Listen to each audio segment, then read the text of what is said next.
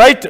ఓవరాల్గా ఒక్కటే చెప్పేది, ఇప్పటికీ ఉన్నటువంటి సమాచారం ప్రకారం సొంత వాళ్ళే, సొంత అన్న, పెదనాన్న కొడుకు, బాబాయ్ కొడుకు, దగ్గర వాళ్ళే, నా అనుకున్న వాళ్ళే ఆ యువతిని అంత దారుణంగా హత్య చేశారు. అయితే ఇక్కడ అతిపెద్ద విషయం, మొదటి నుంచి ఒక పెద్ద అబ్స్ట్రకిల్ ఏంటి అంటే, అన్న వైపు, సొంత వాళ్ళ వైపు వేలు చూపించిన ప్రతిసారి వాళ్ళు అడ్డు పెట్టుకున్నటువంటి ఒక విషయం, ఒక దారుణమైన విషయం.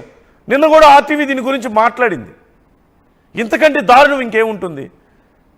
ఆ యువతి వ్యవస్థగా ఉంది అక్కడ.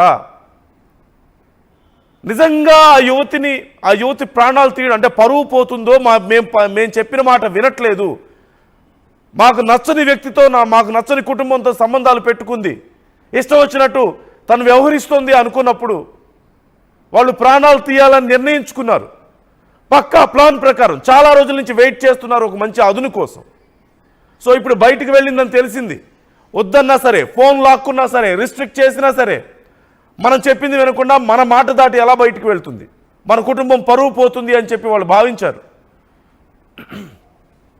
ఆ యువతి ప్రాణాలు తీయడానికి చాలా రోజుల నుంచి వాళ్ళు వెయిట్ చేస్తున్నారు, కూడబలుక్కున్నారు, వాళ్ళే, సొంత వాళ్ళే, అన్నలు, బావలే నిర్ణయించుకొని ఆ యువతిని గమనిస్తూ వస్తున్నారు. అయితే ఆ యువతి తన దగ్గర ఫోన్ లేకపోవడంతో మనకున్న సమాచారం ప్రకారం వేరే ఫోన్ నుంచి, తన తల్లి ఫోన్ నుంచి ఇన్స్టాగ్రామ్ ద్వారా అతనికి మెసేజ్ చేసి వాళ్ళు బయట కలుద్దామని ప్లాన్ చేసుకున్నారు. అది వీళ్ళు గమనించారు. మనకేం చెప్తున్నారు? మాకు ముందు తెలియదు, కాలేజ్ నుంచి ఫోన్ వచ్చిందని చెప్తున్నారు. కానీ అసలు విషయం వీళ్ళకి తెలుసు ముందే. వెయిట్ చేస్తున్నారు అలాంటి ఒక సందర్భం కోసం, ఎర్రలో చిక్కుకోవడం కోసం వెయిట్ చేస్తున్నారు. ఒక మంచి ప్లేస్కి వెళ్ళకపోతారా, ఎక్కడో ఒక చోటుకి దొరుకుతారు మనకి, వాళ్ళ సంగతి తేలుద్దామని వెయిట్ చేశారు.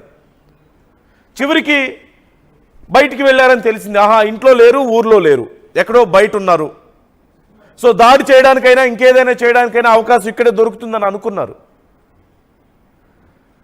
తీరా ఈలోపు లోకేష్ అక్కడి నుంచి భయంతో వెళ్ళిపోయాడు, ఆ యువతని వదిలేసి.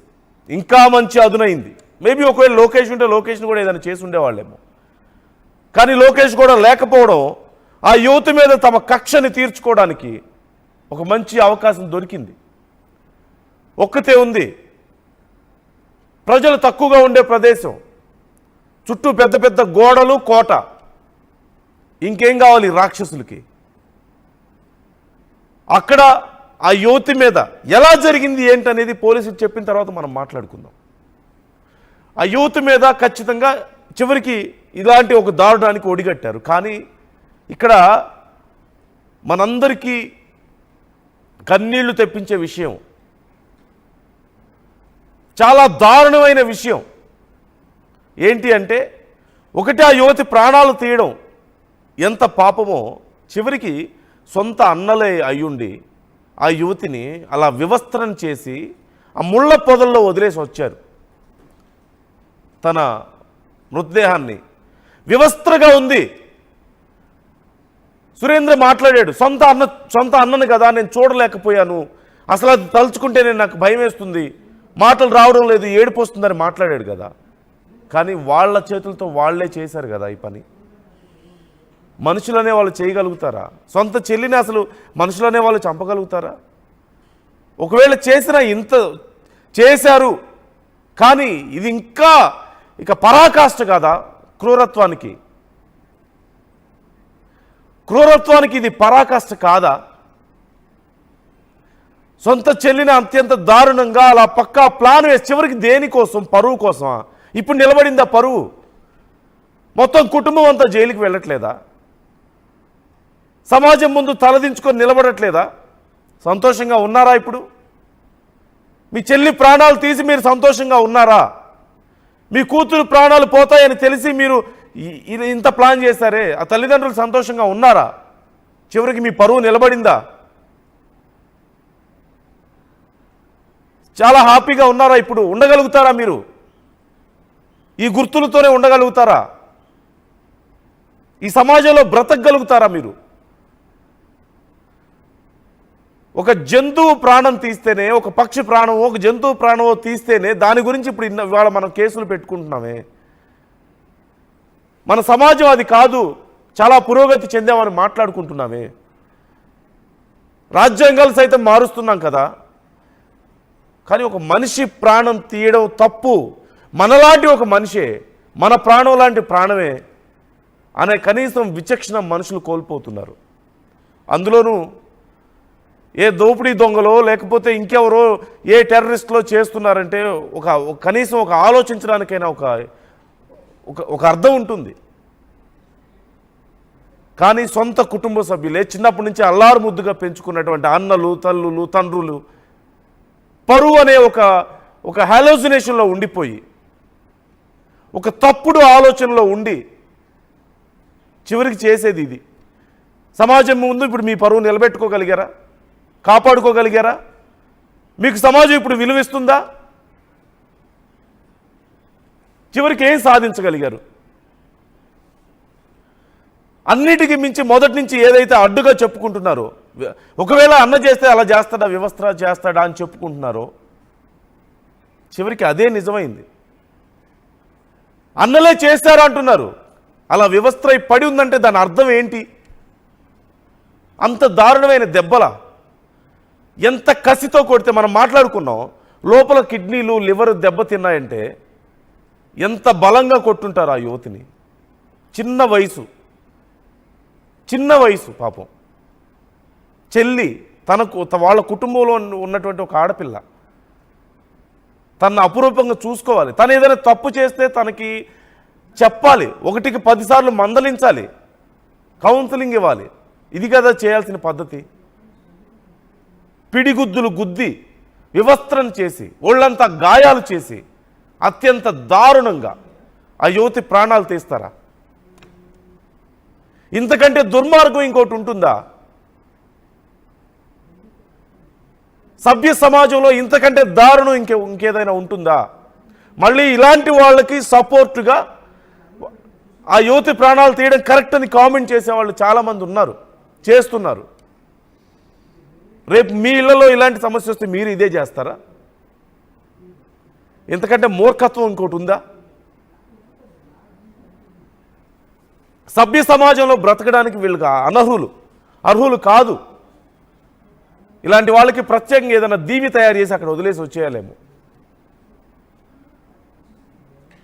సమాజం మొత్తాన్ని తప్పుదావు పట్టించిన సురేంద్ర ఇప్పుడు ఎక్కడ? మనతో కూడా మాట్లాడాడు, చాలానే డ్రామా చేశాడు. ఇప్పుడు ఎక్కడున్నాడు? ఒకసారి సురేంద్ర అసలు ఏం మాట్లాడాడో, ఎలా మనలందరినీ తప్పుదోవ పట్టించాడో, కళ్ళబొల్లి మాటలతో నాటకాలు ఎలా ఆడాడో ఒకసారి చూద్దాం. మా పిన్ని నన్ను పిలిచింది, అరే ఇట్లా బాబాయ్కి ఫోన్ చేసినారు, పాప కాలేజీకి వెళ్ళలేదంట, కానీ కాలేజీకి అయితే వెళ్ళింది అంటే నేను వెంటనే ఇంతకుముందు వేరే అబ్బాయి, లోకేష్ అనే అబ్బాయి మా చెల్లెల్ని ట్రాప్ చేస్తూ ఉండేవాడు. So already 2 to 3 times warning కూడా ఇవ్వడం జరిగింది. ఇచ్చిన తర్వాత ఏంటంటే ఇప్పుడు అమ్మాయి విషయం వాళ్ళు ఏమంటారంటే వాళ్ళ పేరెంట్స్ అయినా మీ అమ్మాయి రాకుండా మా అబ్బాయి వెళ్ళాడా అనే ఉద్దేశంతో మాట్లాడుతుంటారు. అవును, అందుకనేసి ఏం చేశాను అంటే ఆ అబ్బాయికి నేను మర్యాదగా మాటలతోనే చెప్పుకుంటూ వచ్చాను. ఏ రోజు కుట్టను కూడా కొట్టలేదు. నా చెల్లెల్ని నేనే చెప్పుకుంటూ వచ్చేసాను చాలా వరకు. ఆ అమ్మాయి లాస్ట్ మా బాబాయ్ మీద కూడా కొట్టేపించాను, వాడి జోలికి పోను అనేసి. వాడు ఎలా చేస్తున్నాడంటే ఇంత చేసినా కూడా మేము అంత కొట్లాడే అంత వార్నింగ్ ఇచ్చిన అయిపోయిన తర్వాత ఎలా చేస్తాను టార్గెట్, నేను కోసుకుంటే మీ ఫ్యామిలీ అంతా స్టేషన్కి పోతుంది, మీ అన్న మీరందరూ వెళ్ళిపోతారు, ఇలా భయపెట్టేవాడు. ఈ అమ్మాయి అంటే ఇలా భయపెట్టడం వల్ల వాడు ఏ చెప్పినా వినేదన్నమాట. సో ఇలా చేశారు. తర్వాత మా పిన్నికి కాల్ వస్తూనే నేను మా పిన్నిని వచ్చేసాం కాలేజ్ దగ్గరికి.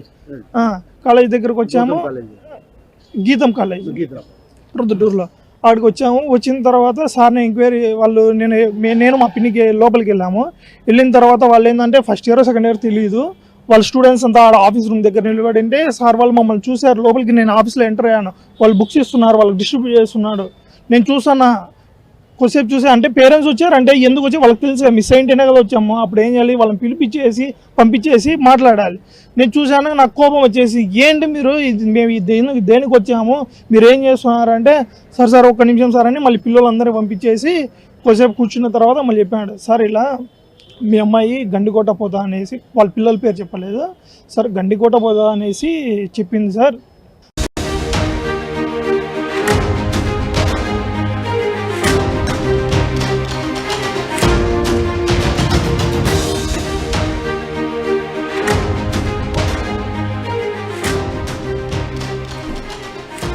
మొత్తానికి ఆర్టీవీ ఊహించందే జరిగిందా? గండికోట మిస్టరీ వీడిందా? అన్నలుగా ఉండి తనను కాపాడాల్సిన వాళ్లే చివరికి తన పాలిట యముళ్ళుగా మారారా? రాఖీ కట్టించుకున్న చేతులే తనకు యమపాసంగా మారాయా? గండికోటలో జరిగినటువంటి దారుణాన్ని విచారించిన తర్వాత పూర్తిగా చూస్తే అదే నిజం అనిపిస్తోంది. సంకేతాలు అలాగే ఉన్నాయి. మరికొద్ది సమయంలో ఈరోజు సాయంత్రానికే పోలీసులు పూర్తిగా దీని మీద క్లారిటీ ఇచ్చే అవకాశం ఉంది. గండికోట యువతి హత్య కేసులో పూర్తిగా క్లారిటీ వచ్చినట్లుగా తెలుస్తోంది. మొదటి నుంచి మంచోడినని అన్ననని ఆ యువతిని నేను అలా చూసి చలించిపోయానని చెప్పుకుంటున్న సురేంద్ర ఇప్పుడు ఎక్కడ? కొత్త కొత్త పేర్లు తెర మీదకు వస్తున్నాయి. రోజుకొక పేరు తెర మీదకు వస్తోంది. నిన్న మొన్నటి వరకు బ్రహ్మయ్య అంటే ఎవరికి తెలియదు. కొండయ్య అనే పేరు విన్నాం, ఏదో అక్కడ ఒక వ్యక్తి ఉన్నాడు అని విన్నాం అంతే. ఆ తర్వాత సుబ్రహ్మణ్యం అనే పేరు మళ్ళీ తెర మీదకి వచ్చింది.